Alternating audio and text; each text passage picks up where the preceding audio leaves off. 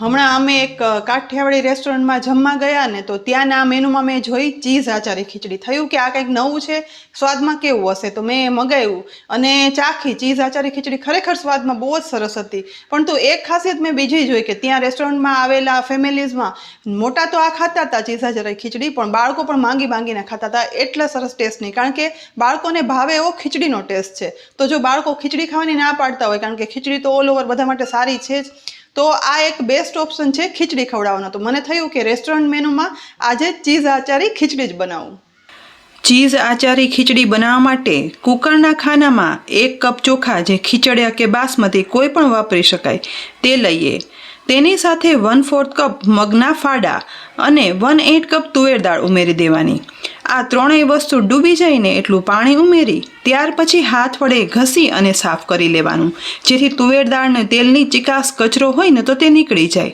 ડોળા થયેલા પાણીને કાઢી નાખવાનું. આ રીતે 2 વખત દાળ ચોખાને પાણીથી ધોઈ સાફ કર્યા પછી કપ પ્રમાણે ટોટલ 1/4 કપ સામગ્રી સામે 2 કપ પાણી ઉમેરી દેવાનું છે. હવે સાથે 1/4 ટીસ્પૂન હળદર પાવડર અને 3/4 ટીસ્પૂન મીઠું ઉમેરવાનું. તેની સાથે 1 ટીસ્પૂન તેલ ઉમેરશું. બધું મિક્સ કરી દેવાનું. ખીચડી બાફવા સમયે તેલ ઉમેરવાથી બફાયા પછી ચોખાના દાણા છે ને તે એકબીજા સાથે ચીપકશે નહીં અને છૂટા રહેશે. હવે ખાનાને કુકરની અંદર તળિયે પાણી અને ડીશ રાખી તેના ઉપર ગોઠવી દેવાનું. તેની ઉપર ડીશ ઢાંકી દઈશું અને કુકરનું ઢાંકણ ઢાંકી સીટી લગાવી ગેસની મીડિયમ ફ્લેમ પર 5 સીટી કરવા દેવાની છે.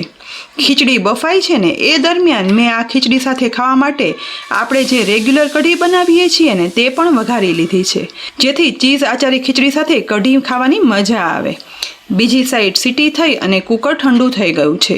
કુકરને ખોલતા અહીં જુઓ, દાળ ચોખા અલગ રહે અને હાથ વડે ચેક કરતા એકદમ સરસ જોઈ શકાય કે બફાઈ ગઈ છે તેવી ખીચડી તૈયાર થઈ ગઈ છે.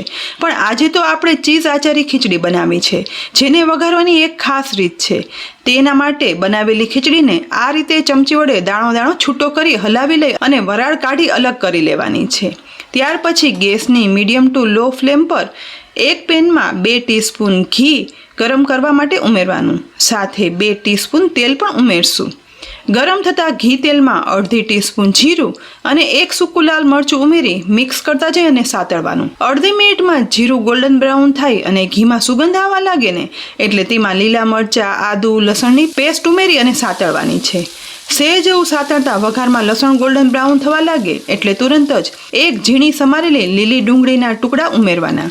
અહીં લીલાના બદલે સૂકી ડુંગળી પણ વાપરી શકાય, અને જો ડુંગળી ના ખાતા હો ને તો નહીં વાપરવાની, કારણ કે આ આચારી ખીચડી ડુંગળી વગર પણ એકદમ સરસ લાગે છે. ડુંગળીને વઘારમાં સહેજ એવી સાતળશું.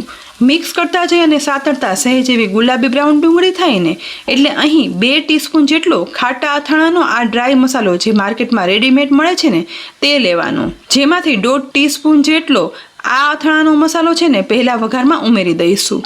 બાકી રહેલો મસાલો પછી ઉમેરવાનો છે. તેની સાથે સાથે 2 ચમચી જેટલું પાણી પણ ઉમેરી દેવાનું, જેથી આ લાલ મસાલો છે ને તે વઘારમાં કાળો ના પડે. સહેજ એવું મિક્સ કર્યા પછી હવે વઘારમાં બાફેલી ખીચડી છે ને તે આ રીતે ધીમે ધીમે કરી અને ઉમેરી દેવાની છે. બસ બધી ખીચડી ઉમેરાઈ ગયા પછી બાકી રાખેલો અથાણાનો ડ્રાય મસાલો છે ને તે ઉપરથી ઉમેરશું. તેની સાથે જોઈએ એ પ્રમાણે થોડું એવું મીઠું પણ ઉમેરવાનું. સાથે અહીં મેં 2 ચીઝના ક્યુબના આ રીતે નાના ટુકડા કરી રાખેલા છે તે પણ ઉમેરી દેવાના. છેલ્લે અડધા લીંબુનો રસ નીચોવાનો.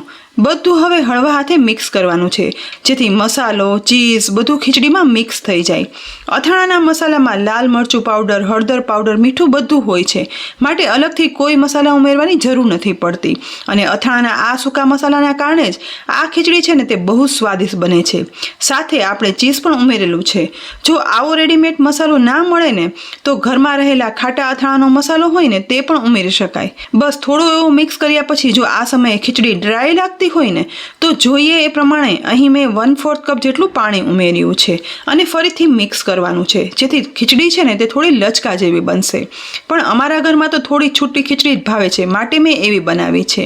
વધારે જરૂર પડે ને તો પાણી ઉમેરવાનું. બસ બધું મિક્સ થઈ ગયા પછી સુગંધીદાર ચીઝ આચારી ખીચડી બની અને તૈયાર થઈ ગઈ છે. સાથે સાથે સમારેલી કોથમીર વડે આ ખીચડીને ગાર્નિશ પણ કરી દઈએ. પણ રેસ્ટોરન્ટમાં જે મેં ચીઝ આચારી ખીચડી ખાધી હતી ને તેમાં ઘણું વધારે ચીઝ હતું, જે આપણે ઉપરથી ઉમેરશું. એ પહેલાં ગરમા ગરમ કઢી, શેકેલા પાપડ અને લીલી ડુંગળી સાથે આ ગરમા ગરમ ચીઝ આચારી ખીચડી પીરસી લેવાની છે. સ્વાદમાં એટલી સરસ બને છે ને કે બાળકોથી લઈ મોટા બધાને આ ચીઝ આચારી ખીચડી એકદમ ભાવશે અને સ્વાદ પણ નવો બને છે. બસ પીરસાયેલી આચારી ખીચડીમાં હવે ઉપરથી પણ ચીઝ આ રીતે ખમણી અને ગાર્નિશ કરી દેવાનું છે, જેથી એક એક બાઈટમાં મસ્ત ચીઝનો ટેસ્ટ આવે અને સાથે આચારી મસાલો અને અંદર પણ ઉમેરેલા ચીઝના ક્યુબથી એકદમ ટેસ્ટી બનતી ચીઝી આચારી ખીચડી જરૂરથી બનાવજો. મોટાને તો ભાવશે જ, પણ બાળકોને ચોક્કસ આ ખીચડી ભાવશે અને તે લોકો ખીચડી ખાતા થઈ જશે. ચીઝથી ભરપૂર ખીચડી પીરસતા કોઈને ખ્યાલ પણ નહીં આવે કે આ ડીશ તો ખીચડીની છે. તો આ નવી રેસીપી ચીઝ આચારી ખીચડી તમને કેવી લાગી કોમેન્ટ બોક્સમાં લખી અને જરૂરથી કહેજો. રેસીપી ઉપયોગી લાગી હોય ને તો લાઇક કરી અને શેર કરજો. સાથે જ અમારી યુટ્યુબ ચેનલ સબસ્ક્રાઇબ કરી અમારા ફેસબુક પેજને લાઇક કરી અને ફોલો કરજો. તેની સાથે જ અમારી વોટ્સએપ કિચન સિરીઝ ચેનલ પણ છે, તેને પણ ફોલો કરવાનું બિલકુલ ના ભૂલતા. આવતીકાલે ફરી મળશું નવી રેસીપી સાથે. ત્યાં સુધી આવજો.